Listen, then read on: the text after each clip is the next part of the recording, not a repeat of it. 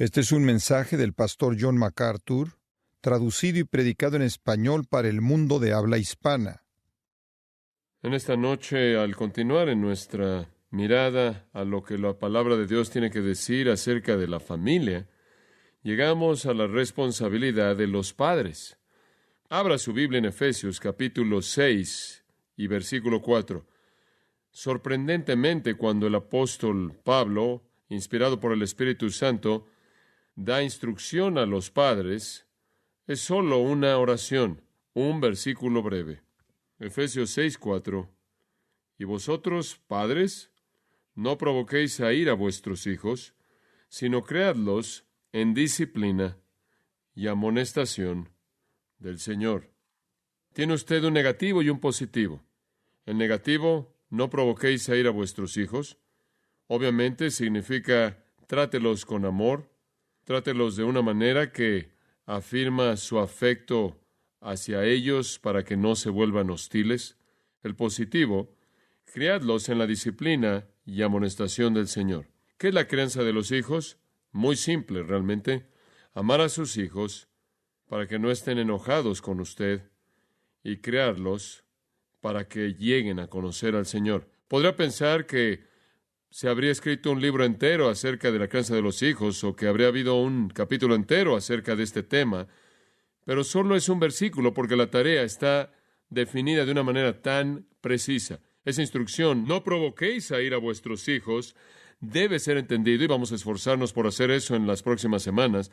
En la instrucción, criadlos en la disciplina y amonestación del Señor, debe ser también entendido, y hay algunas partes que son componentes e integrales en esa área que nos esforzaremos por entender también.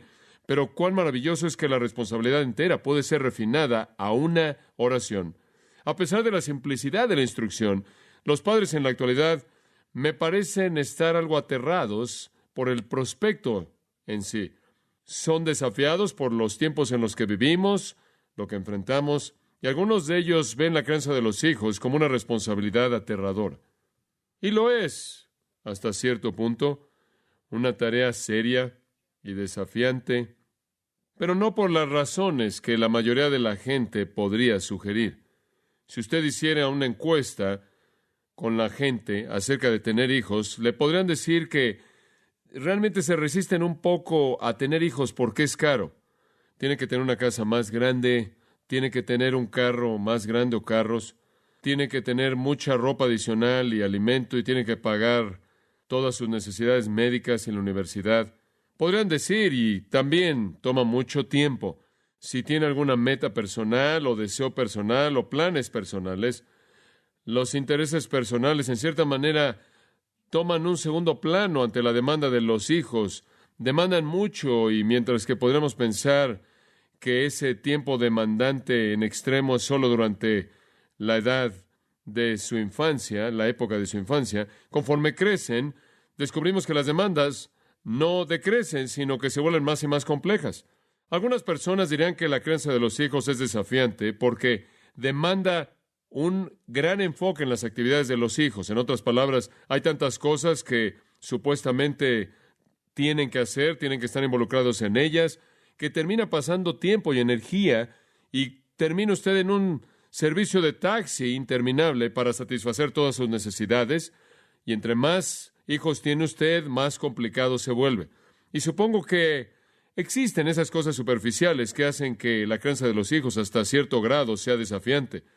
La razón real por la que la crianza de los hijos es tan difícil, el verdadero desafío frente a nosotros, y nosotros como cristianos lo sabemos, puede reducirse a dos componentes, y creo que necesitamos entenderlos si vamos a amar a nuestros hijos de tal manera que no se enojen con nosotros, sino que más bien correspondan ese amor si vamos a criarlos en la disciplina y amonestación del Señor. Si vamos a hacer eso, debemos entender que la dificultad realmente viene a dos niveles o en dos áreas, y podemos reducirlos a un componente externo y a un componente interno.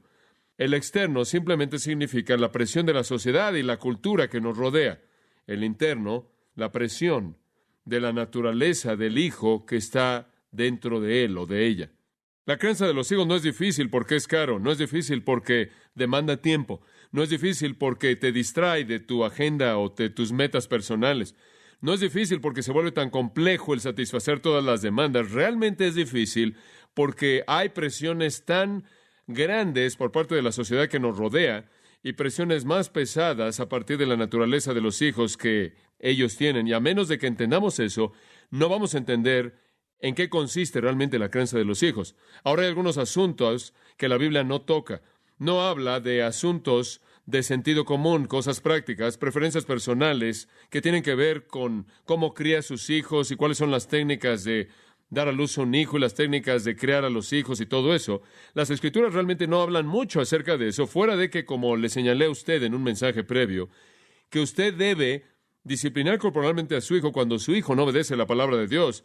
Y entonces le dijimos antes que su responsabilidad consiste en enseñarle la palabra de Dios y hacerlos que rindan cuentas ese estándar. Y si no obedecen la palabra de Dios y su autoridad, conforme usted la aplica a sus vidas, usted los disciplina físicamente.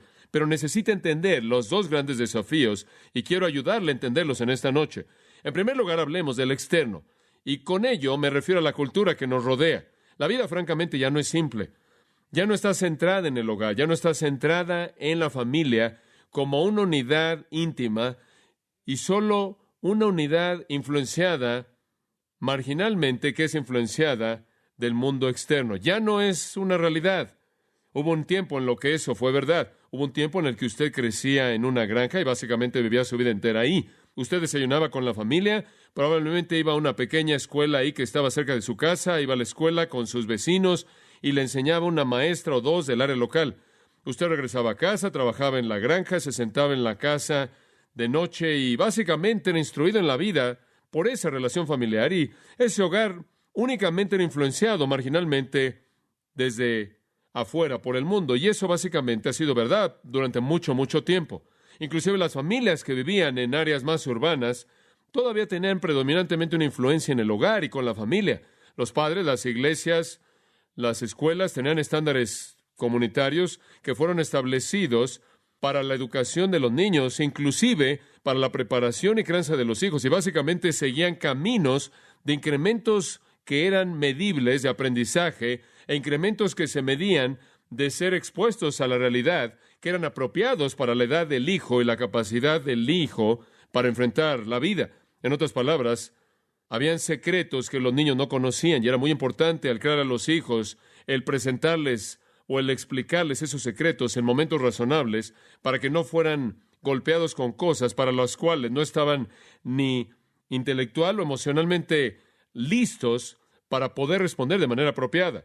En otras palabras, podríamos decir que los hijos tenían una exposición controlada y la familia, la iglesia y la escuela y de esta manera la comunidad local estaba a cargo de eso. Todo eso se acabó en lo que Neil Postman, un escritor y profesor de la Universidad de Nueva York en el área de la comunicación, ha llamado la desaparición de la niñez, en un libro republicado de su publicación de los 1970s, volvió a ser publicado en 1994. El libro, La desaparición de la niñez, nos ayuda a entender lo que está sucediendo a nuestro alrededor. La niñez, como la conocemos, está desapareciendo o casi ha desaparecido. La tesis que Postman presenta, y creo que lo hace de manera correcta, básicamente es la idea de que la niñez, como un periodo único del desarrollo humano, está desapareciendo. Él, por cierto, está desarrollando una tesis que ha sido estudiada durante varios años. Ya han habido varios libros que han sido escritos en base a esta tesis en particular. Es un tema de discusión bastante serio en círculos académicos. Y permítame decirle por qué él cree eso, y otros lo creen. La niñez está desapareciendo, ¿y cuáles son sus manifestaciones? En primer lugar, la ropa solía ser diferente para los niños. Ahora es tratar de hacerlo lo más parecido a los adultos como sea posible, y mientras que ese no es el punto en sí, eso refleja el punto de fondo. Los niños ahora demandan el vestirse lo más parecido a sus padres como puede ser. Los juegos de niños, yo me acuerdo cuando yo crecí, tenemos los juegos que inventamos. Algunas veces teníamos juegos que nadie más había oído, pero yo me acuerdo de juegos como las escondidillas y el bote pateado y juegos así. Y me acuerdo del béisbol ahí en la arena, y nosotros inventábamos nuestras propias reglas y jugábamos con todo lo que podíamos encontrar, a veces una roca que estaba ahí en medio del campo, o muchas calcetas con las que habíamos envuelto la roca y la enredábamos con cinta de aislar negra y le pegábamos con un palo y lo llamamos béisbol. Juegos de niños. Si usted creció en Filadelfia o Baltimore o en una ciudad del este, probablemente jugó con el paso de la pelota, un juego de niños que inventamos. Y lo que realmente era maravilloso en esto es que era jugado sin ninguna supervisión adulta. De hecho, no había ningún adulto a nuestro alrededor y eso estaba bien. No había uniformes, no habían árbitros, no habían referees y no había ningún equipo y no había ningún espectador. ¿Y sabe una cosa? No había ninguna expectativa no realista y jugábamos esos juegos simplemente por divertirnos y lo jugábamos hora tras hora. ¿Cuáles son los juegos de los niños en la actualidad? Los niños en la actualidad juegan juegos que son una copia de juegos de adultos, como béisbol de ligas pequeñas, pequeños de 6 años de edad que están ahí en las posiciones apropiadas tratando de jugar un juego que es imposible jugar para ellos, absolutamente imposible. Fútbol americano de pequeños, básquetbol para niños, fútbol para niños y lo que sea, totalmente supervisado por adultos. De hecho, hay adultos que están por todos lados, llenando el campo y cubriendo las bases y todo lo demás, mucho equipo sofisticado, campos especiales, tenemos umpires, referees, una gran cantidad de espectadores, y a los niños les podría importar menos el juego. En la mayoría de los casos, el juego no es para la diversión de los niños y la expresión de la imaginación de los niños. Escuche esto, es para la reputación que adquieren los padres. No es para la diversión de los niños, es para la reputación de los padres, quienes sistemáticamente han eliminado toda la imaginación de los niños y la mayor parte de la diversión. Y después está la conducta y el lenguaje, las actitudes y los deseos y todas esas cosas que ahora básicamente son indistinguibles entre los niños y los adultos. Los niños ya no hablan como niños, hablan como adultos. Sus actitudes son semejantes a las de los adultos. Su vocabulario es como el de los adultos. Muchos ahora están pidiendo que los niños tengan los mismos derechos que los adultos porque no son nada más que adultos de talla pequeña, de tamaño pequeño. En el pasado estábamos convencidos de que los niños necesitaban ser protegidos. Necesitaban ser procesados en una serie de oportunidades secuenciales de desarrollo y llamábamos esas etapas años en la escuela. ¿Se acuerda de eso? Y lo que usted aprendía en esos años eran categorías que fueran refinados y definidos de acuerdo con sus capacidades conforme usted crecía. La información era presentada en etapas, por fases, preparada de manera cuidadosa y presentada en dosis, en grados prescritos y cantidades conforme el niño estaba siendo moldeado para llegar a ser un individuo que pensaba por sí solo de manera independiente. Y francamente, el mantenimiento de la niñez, dice Neil Postman, dependía de los principios de información administrada y aprendizaje secuencial.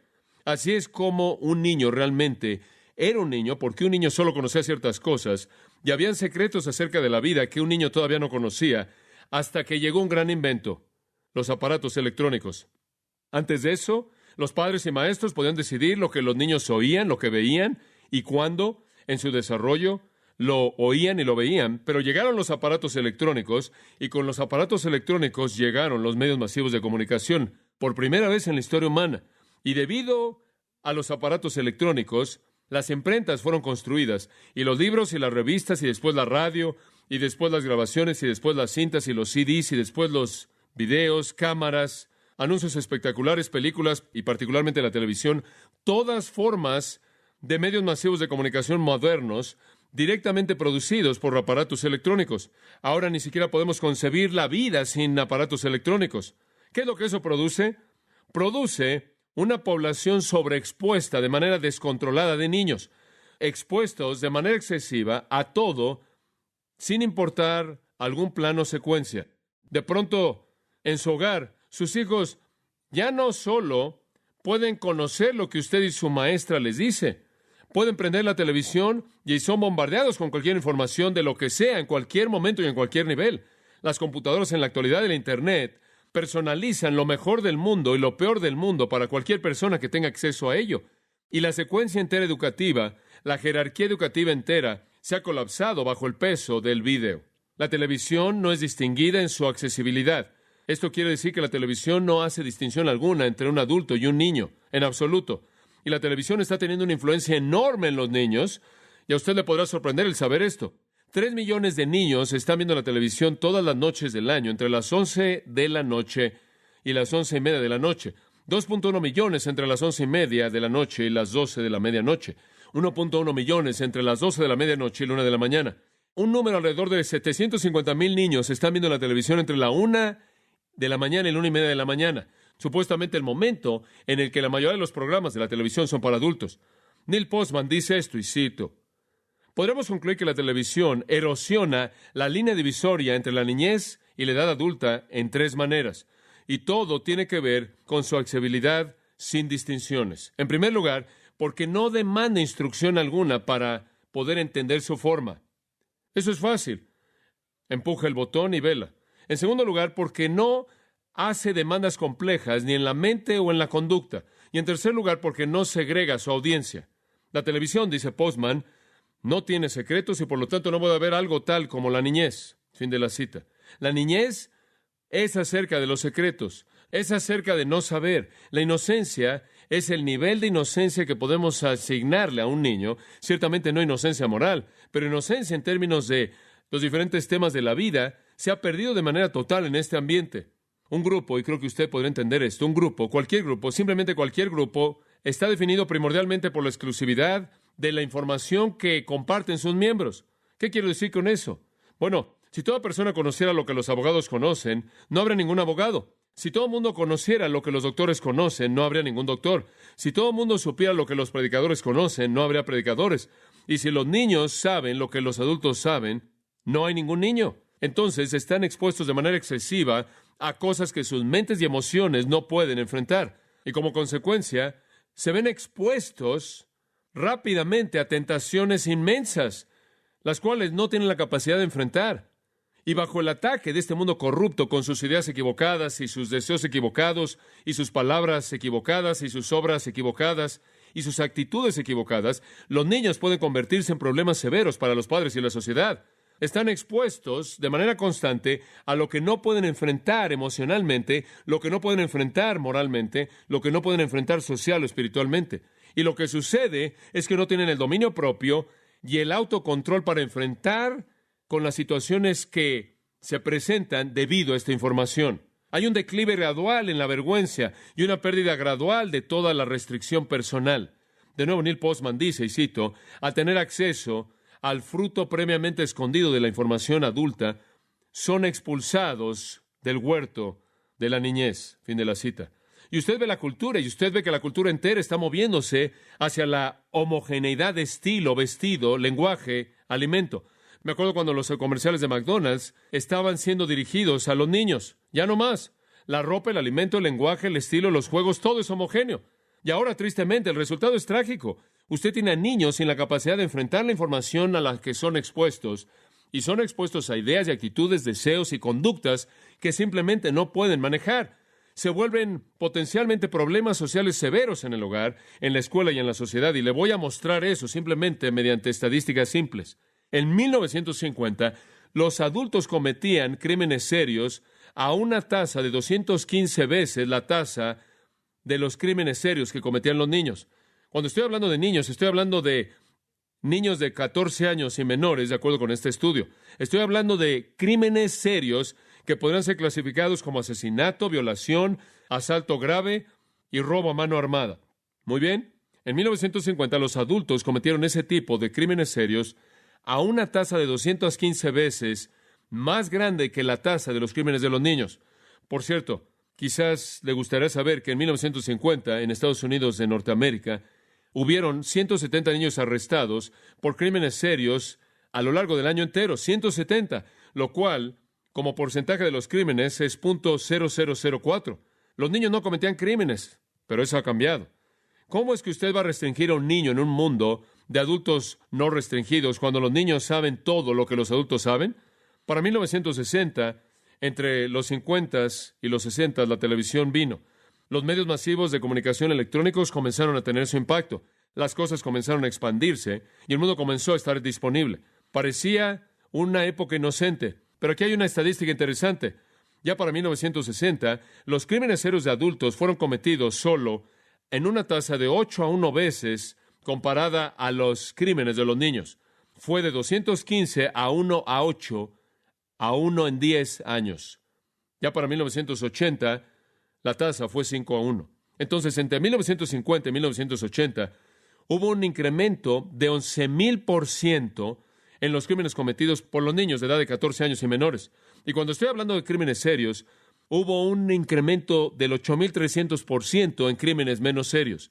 El crimen ya no es una actividad adulta, y realmente no lo es nada más. Si se puede decir que Estados Unidos se está ahogando en una ola de crimen, entonces la ola ha sido primordialmente generada por nuestros hijos. El crimen, como la mayoría de las cosas, ya no es exclusivamente una actividad adulta. Se ha vuelto una actividad de niños. Casi diariamente, los periódicos nos hablan de arrestos de niños, quienes, como aquellos que juegan tenis en Wimbledon, se están volviendo más y más jóvenes constantemente. En la ciudad de Nueva York, un niño de 9 años de edad trató de robar un banco. En el condado de Westchester, en 1981, en julio, el condado de Westchester, en Nueva York, la policía acusó a 4 niños de un ataque sexual en contra de una niña de 7 años. Los supuestos violadores fueron un niño de 13 años, 2 niños de 11 años y uno de 9 años. El último fue la persona más joven que jamás fue acusada de violación de primer grado en el condado de Westchester. Niños de 10 a 13 años de edad están involucrados en crimen de adultos como nunca antes. De hecho, la frecuencia del crimen de niños serio ha empujado los códigos de jóvenes a sus límites absolutos. La primera corte juvenil estadounidense fue establecida en 1899 en el estado de Illinois, y la idea establecida en 1899 para cortes juveniles, la idea podría llegar a su fin antes de que esta década termine, porque los legisladores a lo largo de los Estados Unidos de Norteamérica rápidamente se están apresurando por revisar las leyes criminales para que los niños que cometen crímenes sean tratados exactamente igual que los adultos. En California, un grupo de estudio formado por el Procurador General ha recomendado enviar a los jóvenes que son acusados de homicidio de primer grado a la prisión, en lugar de enviarlos a la Autoridad Juvenil de California, en donde siempre han ido en el pasado. También se ha recomendado que los ofensores violentos sean tratados como adultos. En Vermont, el arresto de 2 adolescentes en relación con la violación, tortura y homicidio de una niña de 12 años ha llevado la legislación del estado a proponer el endurecer todos los códigos juveniles. De nuevo, en Nueva York, los niños entre las edades de los 3 y los 15 años de edad que son acusados de crímenes serios ahora pueden ser juzgados en cortes de adultos y, si son encontrados culpables, pueden recibir sentencias normales en la cárcel y sentencias largas. Las prisiones van a poblarse de estos jóvenes.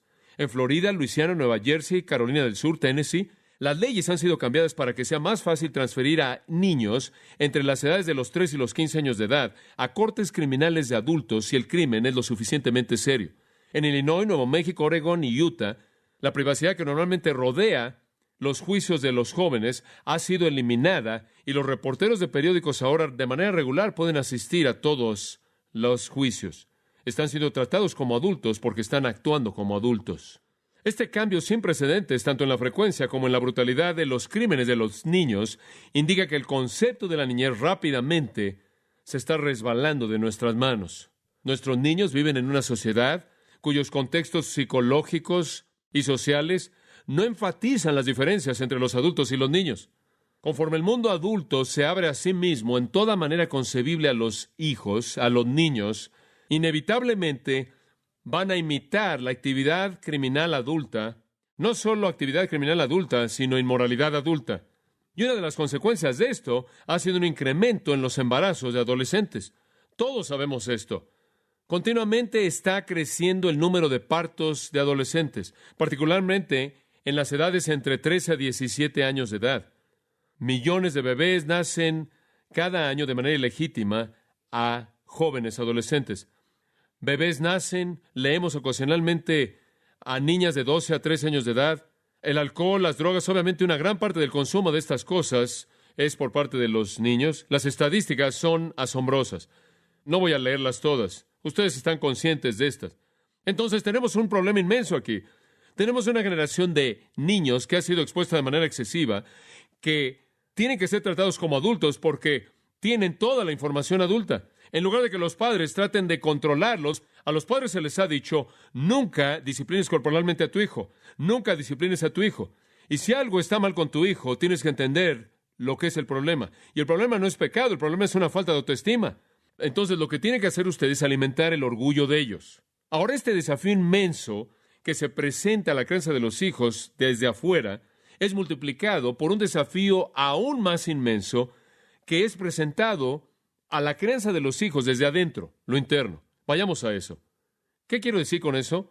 Bueno, los niños pueden ser ignorantes cuando vienen al mundo, pueden ser ingenuos, pueden no tener experiencia, pueden ser lindos, pero no son inocentes en el área de la maldad. Supongo que la manera más simple de decirlo es esta.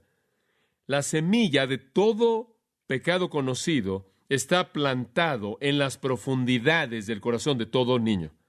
La semilla de todo pecado conocido está plantado en las profundidades del corazón de todo niño. Y la verdad, escucha esto porque esto es tan importante. La verdad no es que si las cosas de alguna manera salen mal, nuestros niños pueden terminar mal. Nuestros niños están severamente mal cuando llegan.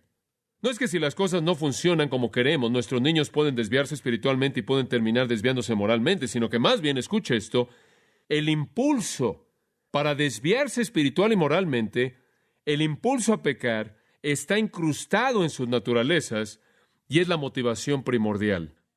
No llegan al mundo buscando a Dios y la justicia, llegan al mundo buscando la satisfacción de sus deseos pecaminosos.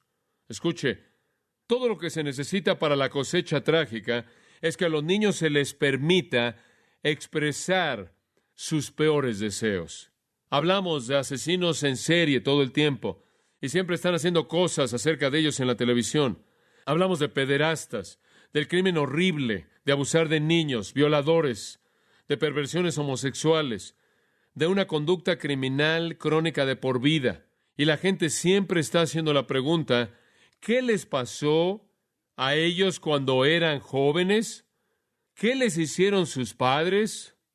Debieron haber estado en un ambiente abusivo. Debieron haber estado en algún tipo de situación en donde fueron maltratados. La pregunta siempre se hace, ¿qué les hicieron sus padres? Bueno, permítame decirle algo.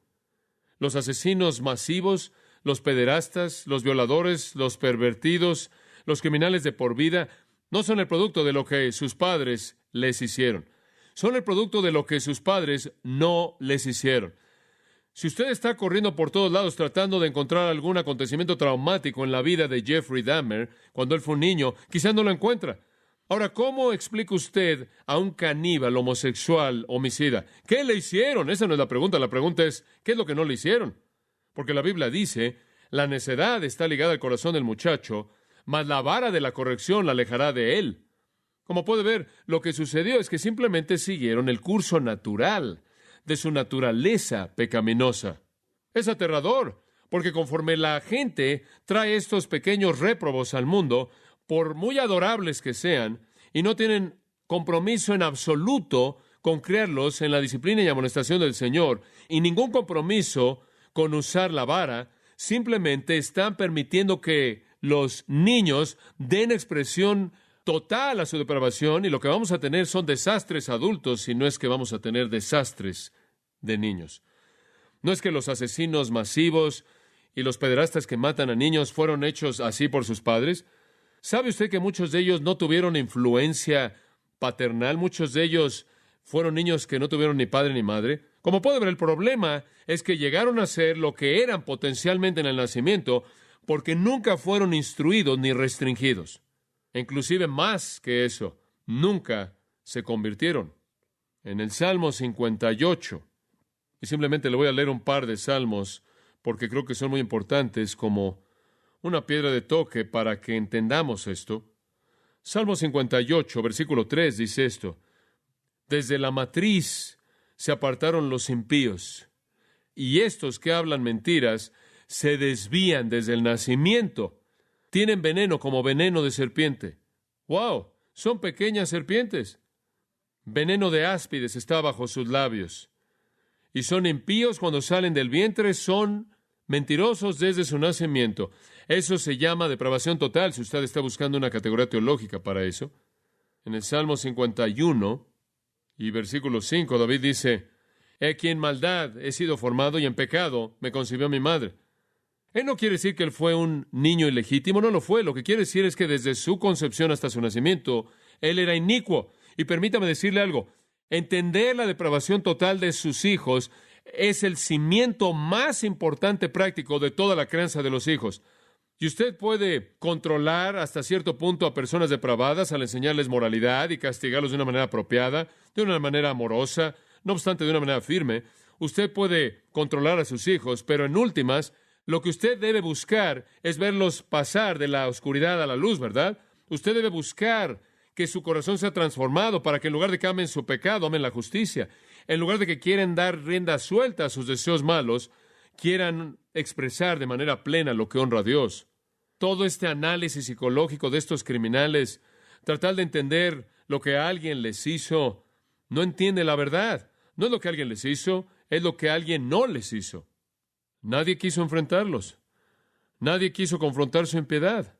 Nadie los llamó a conformarse a ese estándar divino mediante la amenaza del castigo corporal, de una manera amorosa y afirmadora, claro, y sobre cualquier otra cosa, nadie los guió al conocimiento de Dios a través de Jesucristo para que tuvieran un refreno sobrenatural.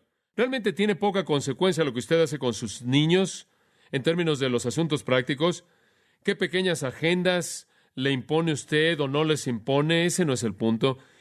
El punto de fondo es que usted guíe a su niño pecaminoso caído a la gracia transformadora de Jesucristo. Ese es el punto. Dios, y yo sé que a usted no le gusta pensar en esto, y aún a mí no me gusta pensar en esto cuando veo a mis hijos preciados y a mis nietos, pero Dios no nos ha dado ángeles santos pequeños para ser manejados de manera delicada, para que no se desvíen. No son santos, no son ángeles pequeños que deben ser manejados de manera delicada para que no se corrompan. Son pequeños pecadores corruptos que tienen que ser guiados para que se vuelvan santos. Si usted tiene problemas con esto, simplemente reconozca que sus hijos son una versión en miniatura de usted. Ahora, el mundo reconoce este desastre y el mundo dice, ¿qué vamos a hacer? Tenemos este problema tremendo con estos hijos, están fuera de control, están enojados, ¿no es cierto, hombre? Tenemos una generación enojada. Escuche su música, vea sus películas, venganza, enojo, brutalidad, hostilidad. ¿Y con quién es con quien más están enojados? Sus padres, quienes los han frustrado. Lo mismo que Efesios 6:4 dice que no hagamos, y los han hecho que estén amargados y enojados. Entonces, ¿qué va a hacer el mundo? Bueno, todos los psicólogos se reunieron y se les ocurrió una solución que salió del infierno. La solución es que carecen de autoestima. Hombre, eso funciona bien desde un punto de vista económico. La gente va a pagar para venir y para que les digas lo maravilloso que realmente son. Vas a sacar mucho dinero haciendo eso. Dicen, el problema, como puedes ver, es que no se respetan de manera apropiada a sí mismos. No tienen orgullo apropiado en sí mismos y necesitan verse a sí mismos como buenos, nobles, personas maravillosas. De hecho, necesitan amarse a sí mismos. Y entonces tomas a todos estos jóvenes y les dices, necesitas amarte a ti mismo como eres, necesitas aceptarte a ti mismo así como eres, y necesitas simplemente sentirte bien acerca de ti mismo como eres, y simplemente lo que haces es que echas leña al fuego, porque lo que ellos ya querían hacer era lo que ellos querían, y cómo querían, ¿verdad? Y simplemente les estás diciendo que están justificados en hacer eso. El servicio de noticias Newhouse recientemente envió un artículo a los periódicos. El título era Nota California, dejen la autoestima. Un artículo interesante. Esto es lo que dice, y cito, ha estado de moda culpar estos problemas en la autoestima, pensando que la gente que no se quiere a sí misma no tiene el suficiente incentivo como para mantenerse alejados de los problemas. Pero eso está mal, dice un psicólogo y profesor y autor que ha pasado años estudiando las decisiones que la gente toma. El problema es mucho más simple, él dice. Eso es cuestión de dominio propio. Fin de la cita. Él dice, el problema es que no saben cómo controlarse a sí mismos. Ahora él se está acercando a la realidad, ¿no es cierto? El problema no es que necesitan más autoestima, el problema es que necesitan más dominio propio. Este autor y muchos otros que están presionando al Estado de California han concluido que, y cito, desarrollar dominio propio, control de uno mismo, va a hacer más bien para usted que cualquier otra cosa y le va a ayudar a mantenerse alejado de problemas. Fin de la cita. Hombre, ¿qué tan obvio es eso? Si usted tiene dominio propio, usted se va a controlar a sí mismo. Usted no va a estar fuera de control. Entonces, este psicólogo y profesor dice, y cito, si tachamos la autoestima y hablamos de dominio propio, los niños estarían mejor y la sociedad en general estará mucho mejor. Fin de la cita. Y estoy de acuerdo. Pero denuncian el hecho de que a todos se nos ha dicho que tenemos que impulsar su autoestima y hacerlo sentirse bien acerca de todo. El artículo dice esto, y creo que es muy interesante, y cito, viendo una revista de crianza de hijos, por ejemplo, usted va a leer, tenemos que estar contentos con nosotros mismos antes de que tengamos la capacidad de dárselos verdaderamente a nuestros hijos. Fin de la cita. Entonces los padres realmente tienen que estar trabajando en su propio orgullo. Y después él dice esto, y cito, esta es una de las mejores ideas filosóficas del movimiento de autoestima. el estar inmerso en uno mismo como altruismo. Fin de la cita. Ha alcanzado su expresión más popular en el himno de Whitney Houston. Usted no sabía que Whitney Houston tenía un himno. Lo tiene. El amor más grande de todos. ¿Usted lo ha oído cantado? ¿Conoce la letra? Todo el mundo está buscando un héroe. La gente necesita a alguien a quien admirar. Nunca encontré a alguien que satisfaciera mis necesidades y entonces aprendí a depender de mí. El amor más grande de todos es fácil de alcanzar. Aprender a amarte a ti mismo es el amor más grande de todos. Ese es el himno nacional de la autoestima. Por cierto, la canción llegó a ser doble platino en caso de que a usted le importe. Se convirtió en un himno clásico de las presentaciones de medio tiempo del Supertazón, de las extravaganzas olímpicas, y es la canción que se canta en las reuniones escolares. El resultado de este énfasis en la autoestima es que tiene que darle su lugar a todo niño, porque todo niño tiene que tener un derecho de expresarse a sí mismo para que se sienta bien acerca de sí mismo, y simplemente incrementa la conducta fuera de control. ¿Y sabe usted cómo las escuelas están adaptando esto? Es fascinante. Están abandonando estándares. Escuche esto, eliminando las calificaciones como 10, 9, 8, 7, 6, ABCDF, y sustituyendo sentimientos subjetivos por hechos objetivos y evaluaciones. Le voy a dar una ilustración. Hay una nueva técnica que se está usando en la educación pública llamada deletrear de manera inventiva. Ahora, esto lo hice por años, pero nadie lo vio como algo genial, creativo, como lo era. Se llamaba el deletrear de manera inventiva. Se ha esparcido, se ha vuelto muy popular y permite que los estudiantes deletreen las palabras como a ellos les parece bien, lo que les hace sentir bien, porque lo que realmente importa es que se sientan bien. Entonces, usted cría una generación de personas que están motivadas a satisfacer su autoestima y sentirse bien. ¿Y usted cree que eso va a resolver la conducta criminal? Imagínese una escena en una corte. Lo siento, señor, dice el acusado. Simplemente tenía muchas cosas en mi mente. Fue como si la razón me hubiera agobiado. Simplemente no podía sentirme bien. Permítame decir, la autoestima no puede domar a la pequeña bestia. Simplemente echa leña al fuego porque alimenta el pecado del orgullo. Entonces, ¿cuál es la respuesta? De regreso a Efesios 6. La respuesta, y vosotros, padres, hablando realmente ambos, padre y madre, no provoquéis a ir a vuestros hijos, sino hagan esto, sino creadlos en la disciplina y amonestación del Señor. Ahora, comencemos desde el principio. ¿Qué necesita hacer para cambiar esto?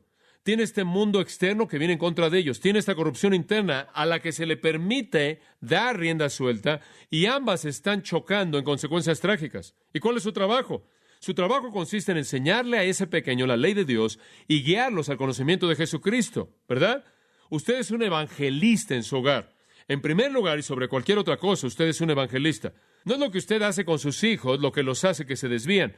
Es lo que no hace primordialmente. Entonces, ¿qué va a hacer? En primer lugar, los niños necesitan saber que son pecadores. Necesitan saber de manera clara lo profundo que el pecado está arraigado en su naturaleza.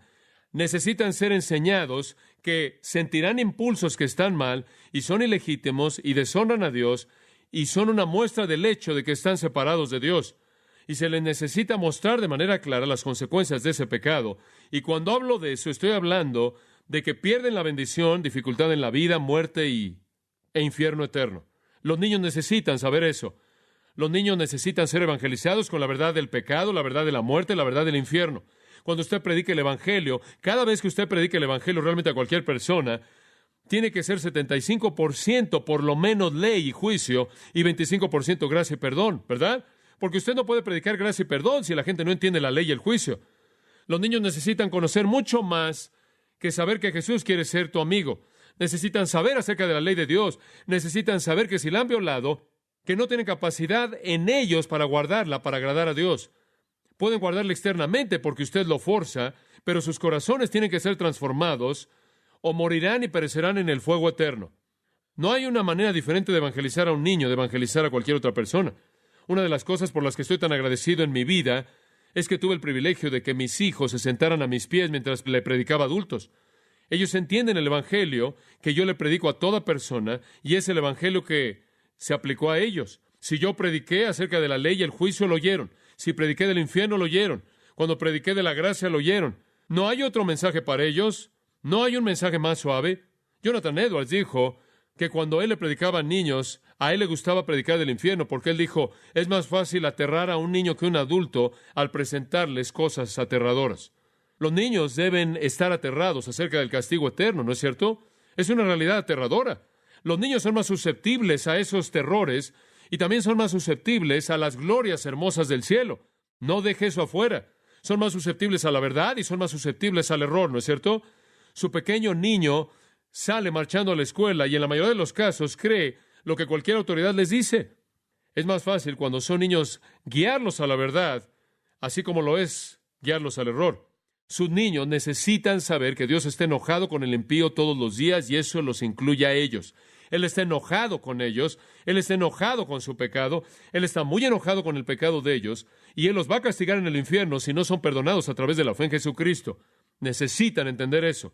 También necesitan entender que si ellos confían en Jesucristo, sus pecados son perdonados y no necesitan temer, pero pueden vivir con la esperanza y el gozo del cielo.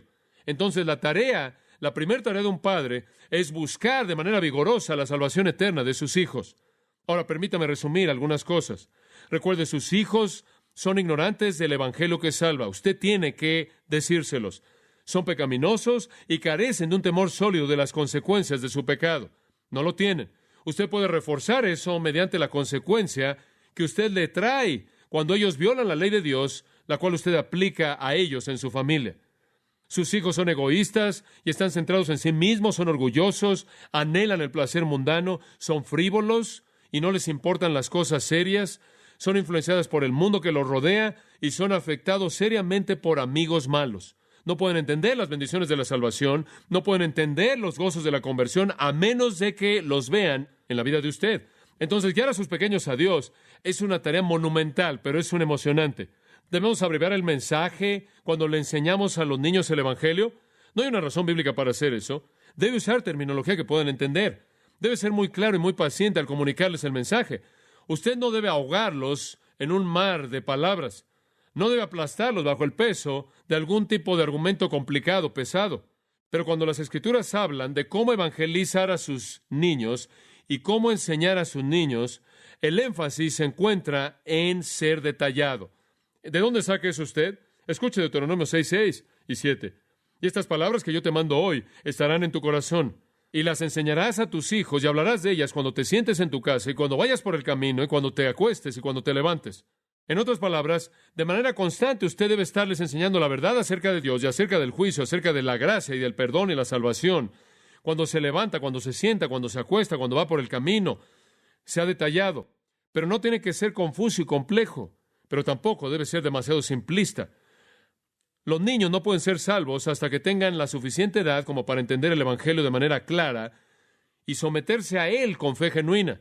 Pero usted comienza enseñándoles lo más pronto que pueda, y Dios sabe cuando ese corazón está listo. La gente siempre me pregunta, ¿en qué edad? Es diferente para todo niño y diferente en toda circunstancia, pero necesitan ser lo suficientemente maduros como para entender el pecado y la justicia, entender el arrepentimiento y la fe, entender el castigo. Necesitan tener la suficiente madurez como para entender la seriedad de su pecado, la naturaleza del estándar santo de Dios. ¿A qué edad? Varía de niño a niño, pero al principio usted simplemente comienza enseñando y enseñando y enseñando, y conforme desarrollan ese entendimiento, Dios va a llevar a cabo su obra cuando lleguen al punto de comprensión. Me gusta llamar esos pasos hacia Dios. Y cada vez que sus niños dan un paso hacia Dios y dicen, bueno, mamá o papá, quiero pedirle a Jesús que entre en mi corazón, usted afirma eso, usted lo afirma. Dios sabe cuándo va a florecer y volverse una fe real. Usted afirma cada uno de esos pasos. No suavice la parte del mensaje que se oye desagradable. Hable del infierno y el juicio, hable de la sangre de Cristo, hable de la cruz, de la expiación de los pecados. No suavice la demanda del compromiso a Cristo, de rendirse a su señorío. Necesitan saber todo eso. Ahora, específicamente, y voy a cerrar con esto, ¿qué les digo? ¿Qué tipo de pasos secuenciales de información les doy? Permítame darle un pequeño bosquejo que pueda seguir. Puede encontrar esto en mi libro La Fe Obra, si quiere tener su propio libro. Número 1, enséñeles acerca de la santidad de Dios. Enséñeles de la santidad de Dios. Enséñeles a temer a Dios, que Dios es un Dios santo, que no puede ver la iniquidad, que Dios no tiene pecado, sin error, que Dios nunca hace algo malo, nunca dice algo malo o piensa algo malo. Dios es perfectamente santo. Comience con eso. No comience con Dios te ama y quiere ser tu amigo. Comience con el estándar santo de Dios. Yo soy Jehová tu Dios. Sed santos porque yo soy santo. Santos seréis porque yo soy santo. Levítico 11, 44 y 45. Comience ahí. Comience con Josué 24, 19. No podréis servir a Jehová porque Él es un Dios santo, Él es un Dios celoso. Él no perdonará su transgresión o sus pecados. O 1 Samuel 2:2, no hay santo como Jehová. O 1 Samuel 6:20, ¿quién podrá estar de pie delante de Jehová, este Dios santo? O 1 Pedro 1:16, sed santos porque yo soy santo. Comience con la santidad de Dios y muéstreles que Dios es absolutamente santo y ha establecido un estándar absolutamente santo. Mateo 5:48, sed perfectos como vuestro Padre que está en los cielos es perfecto. Y después pregúnteles si son perfectos como Dios. Ellos saben que no lo son. Debido a que Dios es santo, dígales que Dios odia el pecado. Dios odia el pecado. Éxodo 20, versículo 5. Yo, Jehová tu Dios, soy Dios celoso, que visito la iniquidad de los padres sobre los hijos hasta la tercera y cuarta generación de los que me aborrecen. Dígale que Dios está enojado con los pecadores. Él odia el pecado. Y dígales que los pecadores nunca podrán estar ante su presencia. Salmo 1:5, los impíos no permanecerán en el juicio. Entonces Dios tiene un estándar santo. Ahí es donde usted comienza. En segundo lugar, muéstrale su pecado. Muéstrale su pecado para que entiendan que han quedado cortos de ese estándar divino. Dígales que el Evangelio es un remedio para el pecado, que el énfasis entero de las buenas noticias es un mensaje de perdón para alguien que está condenado, que va a perecer para siempre en el infierno, si no se arrepiente. Dígales que Dios les va a dar perdón. Dígales, conforme usted les enseña al establecer estándares, haciéndolos que se sometan a esos estándares, pero cuando ellos demuestran tristeza y arrepentimiento, actuando en perdón. Hay muchas consecuencias de la redención, pero el punto primordial es el perdón del pecado. Entonces usted debe mostrarles su pecado. Usted dice, ¿cómo haces eso? Cuando usted habla de pecados específicos, actitudes malas, palabras, mentiras, el no cumplir con un deber cuando se les dijo que hicieran algo, falta de respeto, deshonrar a sus padres, pero más allá de eso, hable del hecho de que cualquier cosa y toda cosa en su vida, sin importar lo bueno que traten de ser, quedan cortos de un estándar perfecto y entonces son pecadores hasta la médula y están en peligro del infierno. Dígales que no están solos, toda persona está en la misma situación, para que no crean que usted simplemente los está tratando con algún tipo de actitud fea que los aparte en un mundo de personas amables como si ellos no lo fueran. Dígales que toda persona está en la misma situación. Dígales que hubo una época en la que usted estuvo en la misma situación también, que antes de que usted viniera a Jesucristo y recibiera perdón por sus pecados, usted estuvo exactamente en la misma situación en la que están. Como puede ver, Jesús dijo en Marcos 2:17, no he venido a llamar a justos, sino a pecadores al arrepentimiento. Tienen que saber que son pecadores, pero también necesitan saber que Jesús vino a llamarlos. Y recuérdeles que todo mundo está en la misma situación. Explíqueles Romanos 3:10-18. No hay justo, ni aun uno. No hay quien entienda, no hay quien busque a Dios. Y ahora les ha mostrado su pecado. Usted les ha dicho que Dios odia ese pecado. Les ha dicho que toda persona está en la misma situación. Ahora, dígales que no pueden hacer nada por ganarse su salvación. Esto es importante. No pueden hacer nada para ganarse su salvación. Dígales que están en una situación seria de la cual no tienen la capacidad de salir. Dígales, tus pecados han ofendido a Dios. No puedes perdonarte a ti mismo. Él tiene que perdonarte. Isaías 64:6 es un buen versículo. Todas nuestras justicias son como trapos de inmundicia. Todos nosotros nos hemos vuelto como alguien que es inmundo y todas nuestras justicias son como trapos de inmundicia. En otras palabras, lo mejor que podemos hacer es inmundicia, suciedad. Dígale Romanos 3:20, por cuanto por las obras de la ley ninguno será justificado ante sus ojos. Gálatas 2:16 dice lo mismo. En otras palabras, dígales que son pecadores como el resto del mundo y no pueden hacer nada para ganarse la salvación porque probablemente van a decir, bueno, voy a tratar de ser mejor. Eso no va a servir. Recuérdeles que están en un estado en el que no se pueden ayudar a sí mismos. Recuérdeles que están en un estado de impotencia total. No pueden hacer nada. No pueden hacer nada. No pueden hacer nada para ayudarse a sí mismos. Ahí es donde usted quiere que estén. Conscientes del estándar santo de Dios, conscientes de su pecado y que se vean inútiles como pecadores ante un Dios santo. Y después el tercer punto primordial. Usted les ha hablado de la santidad de Dios. Usted les ha mostrado su pecado. En tercer lugar, instrúyalos acerca de Cristo y lo que Él hizo. Instrúyalos acerca de Cristo y lo que Él hizo. Eso simplemente es obvio. Hábleles de las buenas nuevas. Cuénteles la historia de Jesús. Dígales que Él es Dios eterno. Dígales que el Verbo se hizo carne y habitó entre nosotros. Que Dios vino al mundo en un cuerpo. Y Dios es un Dios tan amoroso que buscó salvar a los mismos pecadores que estaban alejados de Él. Sí, dígales que Jesús es el Dios eterno. Dígales que Jesús es el Señor de todos. Hábleles de Apocalipsis 17:14, que Él es el Señor de señores y Rey de reyes. Hábleles de Filipenses 2:9-11, que Dios le exaltó hasta lo sumo y le dio el nombre que es sobre todo nombre, el nombre Señor, para que toda rodilla se doble y toda lengua confiese que Jesucristo es el Señor para gloria de Dios Padre. Hábleles de Hechos 10:36, que dice que Él es Señor de todos. Hábleles de que este Dios eterno, quien es el Señor de todos, se volvió hombre. Filipenses 2:6-7. Dígales que Él vino al mundo y fue el Dios hombre. Tuvo forma humana. Dígales que Él vivió una vida pura y sin pecado. Hebreos 4:15, que Él fue tentado en todo según nuestra semejanza, pero sin pecado. Él no cometió pecado. 1 Pedro 2:22, ni se halló engaño en su boca.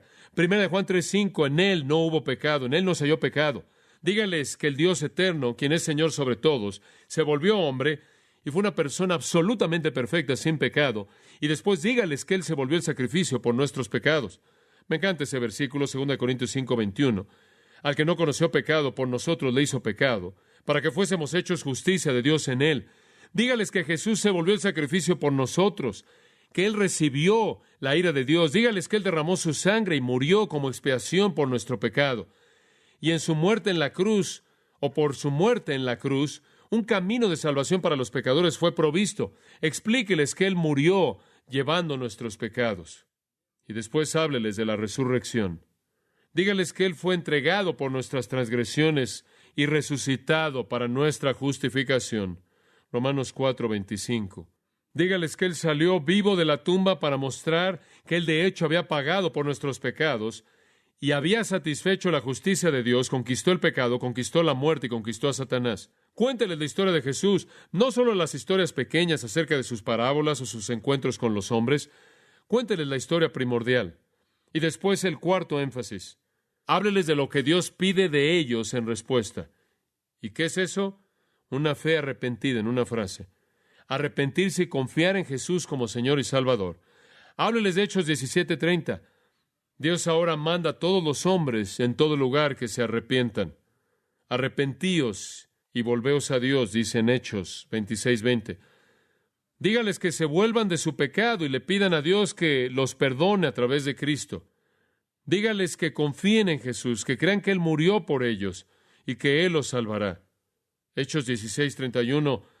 Cree en el Señor Jesucristo y serás salvo.Ínstelos, llámelos de manera urgente a confiar en Cristo.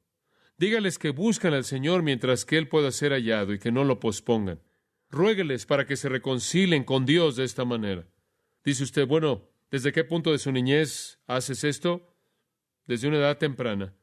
Van a responder positivamente si esto es hecho en un ambiente amoroso. Simplemente sígalo haciendo, sígalo haciendo. Solo Dios sabe cuándo se convierte en la fe de ellos y no solo la fe de usted que es aceptable para ellos. Guiar a los niños a la salvación no es diferente que guiar a adultos. No es diferente. Mismo evangelio. Pero los corazones de los niños son más tiernos, están más dispuestos, tienden a responder mejor, porque no están llenos y saturados de años acumulados de egoísmo, mundanalidad y lujurias que han cultivado. Qué privilegio tan tremendo el guiar a sus pequeños a Cristo. De un padre del siglo XIX a sus hijos. Aquí está una carta, y cito: mis queridos hijos, nunca pasé un momento más solemne o interesante que cuando mi primer hijo fue colocado en mis brazos y cuando sentí que fui un padre. Un nuevo consuelo fue entonces producido en mi corazón, el cual todo día después de ese ha sido confirmado y fortalecido. Vi hacia arriba al cielo y oré por mi bebé, la petición de Abraham por su hijo. Oh, que Ismael viva delante de ti, reconociendo en el pequeño ser indefenso que había sido llevado a nuestro mundo, había una criatura que había nacido para la eternidad, quien cuando el sol se extinguiera, estaría todavía brillando en el cielo o hundiéndose en el infierno. Regresé a mi closet para tener una devoción privada y dediqué de manera solemne a ese niño, al Dios que me había dado esa vida preciada. Y oré de manera apasionada, que fuera cual fuera su suerte en este mundo, que él fuera un participante de la santidad verdadera y que fuera contado con los santos en la gloria eterna. El Padre continúa: durante los días de tu infancia, te vi junto con tu madre, con todo el amor del corazón de un padre. Hemos sonreído cuando estabas durmiendo. Hemos llorado por ti cuando estabas incómodo y en dolor. Hemos sido espectadores que se han deleitado en tus deportes infantiles. Hemos sido testigos con placer del desarrollo de tus capacidades intelectuales y con frecuencia hemos escuchado con cierto orgullo los reconocimientos que se han dado a ti. Pero en medio de todo esto, una solicitud profunda ha cautivado nuestras mentes que nada más puede abatir o quitar. Y esa fue una ansiedad profunda por tu bienestar espiritual, sí, por tu salvación. No pueden dudar, hijos míos, que sus padres los aman. En todos sus recuerdos tenemos un testigo de esto. Nosotros, como ustedes saben, hemos hecho todo lo que hemos podido hacer por promover su bienestar espiritual. Y hasta donde fue compatible con esto, también hemos buscado el placer de ustedes. Nunca les hemos negado una gratificación que nuestro deber y capacidad nos permitiera conceder. Si en algún momento hemos sido severos en la reprensión, inclusive esto fue una forma íntima de amor. No hemos escatimado en el gasto de su educación. En breve, el amor y el amor intenso ha sido la motivación de toda nuestra conducta hacia ustedes. Y como la prueba más fuerte y el esfuerzo más puro de nuestro afecto, anhelamos que sean participantes de la santidad verdadera. ¿No nos deleitamos en esta ansiedad? Sentimos que en medio de cualquier otra expresión de afecto, si no fuera nuestra meta primordial, entonces nosotros estaremos actuando de manera cruel hacia ustedes. En otras palabras, lo que él quiere decir es que si no nos sintiéramos así, seríamos crueles. El amor genuino desea y busca los objetos en los que se ha fijado, los beneficios más grandes de los que él es capaz. Y conforme ustedes tengan una capacidad de servir y disfrutar y glorificar a Dios, ¿cómo los amaremos en realidad si no anhelamos para ustedes esto como la meta más elevada y más santa? Debemos sentir que nuestro amor se ha agotado a sí mismo en cosas triviales y habría hecho a un lado objetos de consecuencia infinitamente eterna si no concentrara todas sus oraciones, deseos y esfuerzos en su salvación personal. Casi cada padre, le escribe, tiene algún objeto que desea sobre cualquier otra cosa para sus hijos. Nuestra ambición suprema para ustedes es esta: que sea cual sea la situación que ocupen, que adornen con ella la belleza de la santidad y cumplan sus deberes bajo la influencia de principios cristianos. Por mucho que deseemos que sean respetables en la vida, preferimos que estén en el lugar más oscuro, inclusive en una situación de recursos escasos, siempre y cuando ustedes sean participantes de la santidad verdadera, en lugar de que estuvieran parados sobre el pináculo más elevado del templo de la fama, que fueran el objeto de admiración universal, si al mismo tiempo sus corazones estuvieran destituidos del temor de Dios. Y él continuó diciendo: nosotros presentamos de manera incesante oración a Dios por la salvación de ustedes. Tan pronto como la razón despertó, derramamos la luz de la instrucción religiosa en sus mentes. Ni siquiera pueden acordarse del momento en el que estos esfuerzos comenzaron.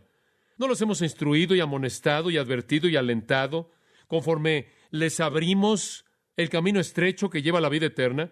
¿Cómo podremos soportar el ver a nuestros hijos escogiendo cualquier otro camino que los caminos de la sabiduría, cualquier otro camino que el de la vida? ¿Cómo podríamos soportar el verlos viajar por el camino ancho que lleva a la destrucción, corriendo con una multitud para hacer el mal?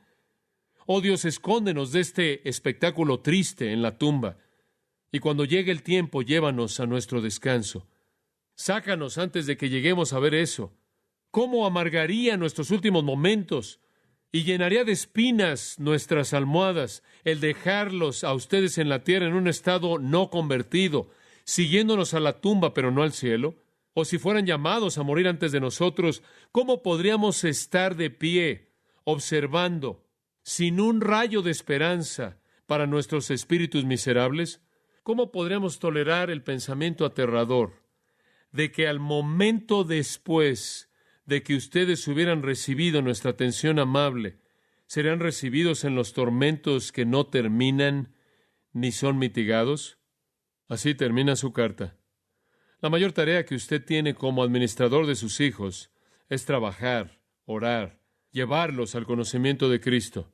El punto de fondo en la crianza de los hijos no es controlar a sus hijos como un fin en sí mismo, sino llevarlos a Cristo. Entonces el Espíritu Santo los transformará en el interior, lo cual opera para neutralizar la presión del mundo y los impulsos de la depravación. Son sometidos en la obra del Espíritu en la salvación. Padre, gracias por esta noche, por la responsabilidad y la esperanza que tenemos conforme ejercemos esa responsabilidad. Nos has dicho, instruye al niño en su camino y aun cuando fuere viejo no se apartará de él. Te damos gracias por darnos estas pequeñas vidas preciadas. Te damos gracias por hacernos tus hijos, para que podamos saber qué decirles. Pensamos en los padres, millones de ellos por todo el mundo que no pueden llevar a sus hijos a ti porque no te conocen. Y Señor, que sepamos que no es solo lo que decimos, es quienes somos. Que nuestra virtud y la integridad de nuestras vidas en la piedad y virtud que demostramos a esos hijos o fortalece o reemplace el evangelio que les predicamos.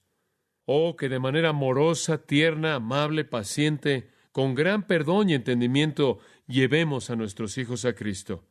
Y que tú levantes otra generación para tu gloria y la gloria de tu Hijo, en cuyo nombre oramos. Amén. Para más información sobre los mensajes y libros del pastor John MacArthur y de los derechos legales de los mismos, puede acceder a la página en gracia.org.